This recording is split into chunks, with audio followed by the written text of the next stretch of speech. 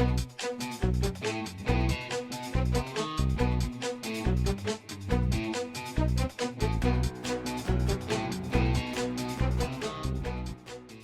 what's up, guys?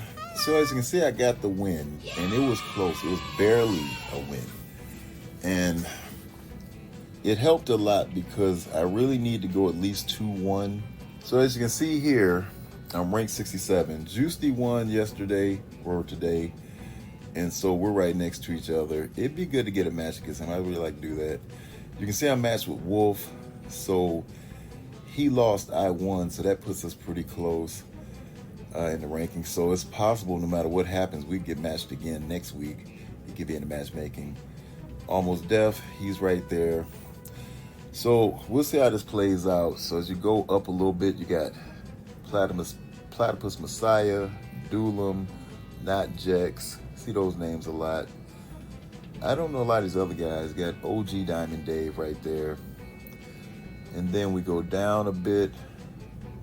One above Ceci. That'd be tough to get that again. Zero, he's in this matchmaking again this week. He was with us last week. I think we battled last week. Poo Poo's right there. The Blood 9. So it's a lot of guys in here. The Seer, 83. He could be in the matchmaking. Golly, I'm Gully. But this puts me a little more solidly in Masters 3. So that helps a lot. And this is what I'm running on defense. I decided to move Illuminati to 1 and throw in Black Knight because guys are starting to figure out how to one-shot Odin Illuminati with different teams. And so hopefully this helps to keep that from happening. Hopefully the Secret Defenders big time works better here. I had run them in 4. They did well for a while until I started going against really big New Warriors teams. And probably New Warriors, a really big one, will still wipe this one out. But I was talking to Pat, and he was explaining why it will probably work better in this room. And so we're going to try that. As you can see, Bifrost still. Hopefully it trips somebody up. And I was chatting with Zero, and his thought is that the Orcus with Mephisto would get more benefits in 4 because Scientist Supreme would ult, maybe get a blind out. And it's kind of a double negative because she gives offense down. She'll do that in 4, but they're getting offense down anyway in room 2. So probably they'd maybe be better in 4. I think it's still, hopefully it's a double sack. They can't one-shot it, so we'll see how that goes. But this team could be one-shotted without an Odin or Mephisto. And so it's kind of tricky to do that, but it can be done. And so we're going to try this one more time. Put the Phoenix in here on this staple team that a lot of guys have been running in room 5, just because it was able to get a below average score. And room 6 has really only been one-shotted once. It was the Seer, and since he's been running, that's probably why he knew how to do it. Otherwise, it usually takes 2 attempts, sometimes 3. And in the beginning, of course, the season, it would hold. So I'm going to try that again, maybe the rest of the week, just to see how this plays out. This is what my opponent has on defense. I think it's gonna be a little bit tricky. I haven't really thought through the counters yet. Most likely it's still gonna be Apoc and the Mercs, probably Zombie Juggernaut on room 1. I'm very reluctant to have Old Man Logan because they have a gore, but I'm not so worried this time because there's no gore. I don't think I can do anything with 2. Spider Society, of course, on 3. And most likely a Superior 6 mirror. I think Updog did a couple different ones, but the Mysterio one is one I'm going to check out to see how that plays out. I do think it's possible that room 5 could be one-shot. And then Zero, he chimed in, he said, yeah, it's a possibility that Night Stalkers could one-shot it. The problem is, because I would still have the Cabal. I could just let it go as a sack. I still have Cabal. I could sack it again and go Cabal and they will win. The question is, do I want to use Cabal on 6? Guys are saying play it safe. And maybe I do need to play it safe because he's got huge teams. But they're saying he may struggle a bit because he does have Superior 6 on defense. He might not. And as you see, this is Wolf. So here is the ranking here. And you can see the guys that won, see the guys that lost. This is Wolf stats, and here are my stats. And I'm not so concerned with the collection power, but his strongest team power is 150, maybe 200k more than mine. So that's why I'm thinking he still has a good chance to just kind of go through the 5 rooms. I don't know that he can clear Odin Illuminati. We'll find out. But let's just see how this goes, guys. So I wanted to go in on the hardest battle first, and that's Superior 6 on defense. And this is a slight punch up. It just is that my Superior 6 is pretty well built. So I felt pretty confident. The only time I'd seen this is in the archives, and Updog had gone against a Superior 6 a season or 2 ago and used the same team. And so the gist of it is that it's a coin toss on who will go first, his lizard or your lizard. Either way, when you go in, you want to make sure that you use the Mysterio's ult when Mysterio gets a turn. That's really important because, as you see here, you're going to take a lot of damage. If your lizard goes first, you might be able to place the target, so I would just go ahead and target the Green Goblin. I don't know that it really matters because you may still be fine if you target lizard. It's just a choice on that, but I think you do want your Green Goblin as a striker on this one. And so when you get the chance to basically, I think you got to try to focus in on the Green Goblin and the Kraven. And so here you want to use the Kraven's ult. You're not going to get a lot of turns. There's no need to use Kraven's special. And the hope is that your Kraven goes first, because they might kill your Kraven if that doesn't happen.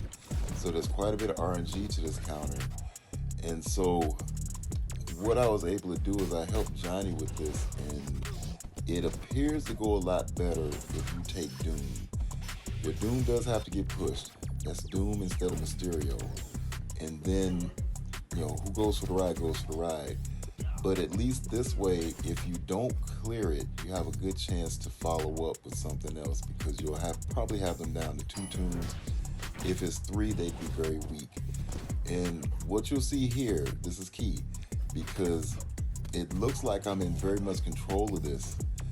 But the thing is you have the bots out, and so you see my tunes are dying. Kraven is going to bleed out. And so if I didn't have those extra Mysterio tunes in there, then the Green Goblin would have targeted somebody I needed, probably my Green Goblin, and I would have lost. So that's the reason to use Mysterio more than anything.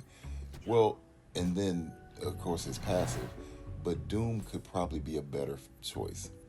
And so here, all I wanted to do was just go in and get the sacks. This is turning out to be a sack team, just subbing in whoever for the 5th. Reed Richards is a good one because I can't use him anywhere else. And so I just let it play to pull all the abilities. The main thing I did not know for sure is if Emma's giving them the barrier, if she's a good choice here, because this team could be one-shotted, but maybe not, because something happened yesterday with the game, and it appears it could be possible that they did a little bit of a buff to the Ancient One and the Shadow King. And I'm sure, as we all know, Emma's going to be done in the new patch, because hers is more of an extreme overhaul. But at the end of the day, I think you're going with 2 very durable teams. Pegasus turned out to be one. So if you're not using your Pegasus or anything, you might as well use them for this sack, or any sack on Mephisto.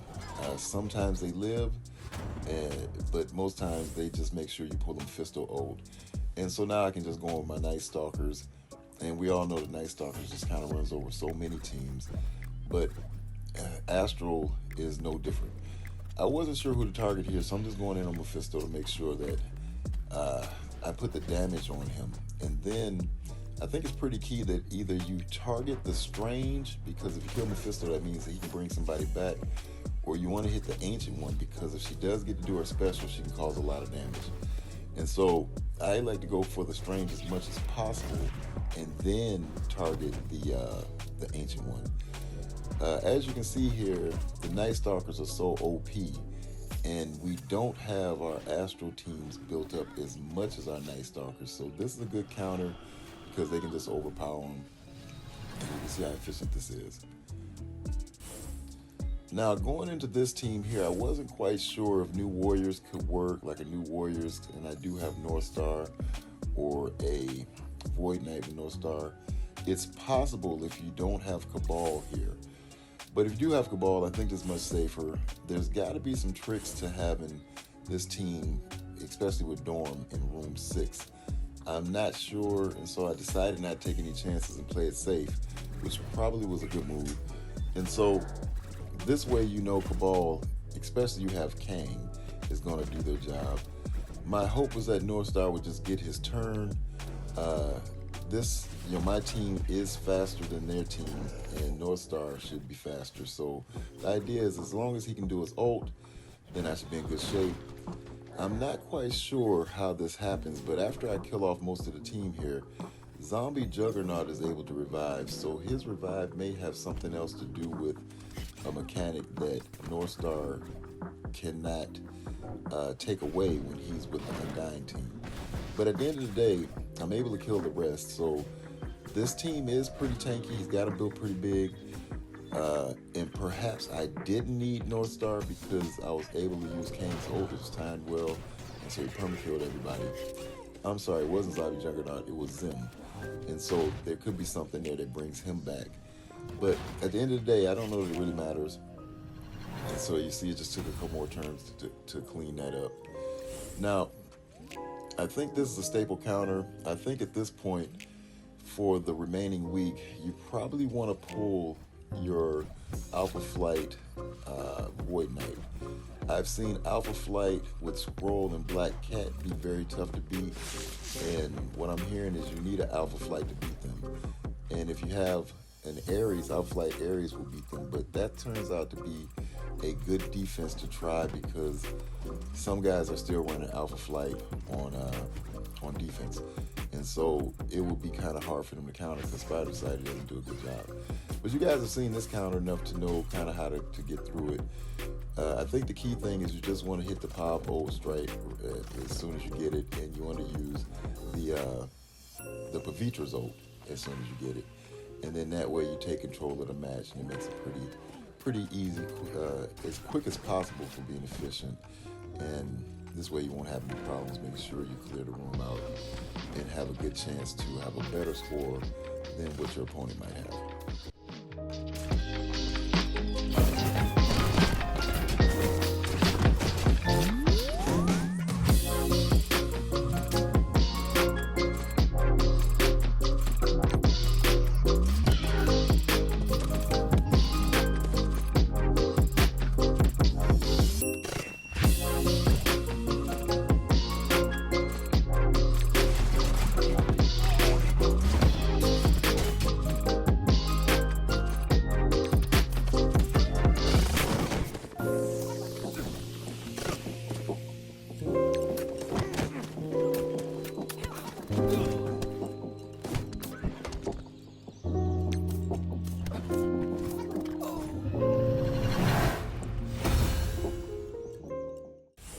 So I think when you see Annihilators, if you don't see a Gore in there, then it's pretty safe to put your Old Man Logan next to your Taunting Tank.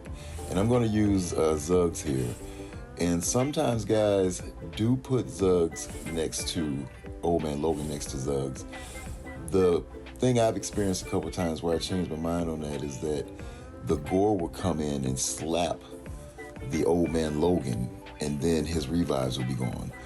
Now, there are cases where it works. Maybe it's just all RNG. Maybe there's a different system to it that I'm not aware of. But in this case, I think you can put Old Man Logan between your two tanks. And this way, you know you're going to get him to go.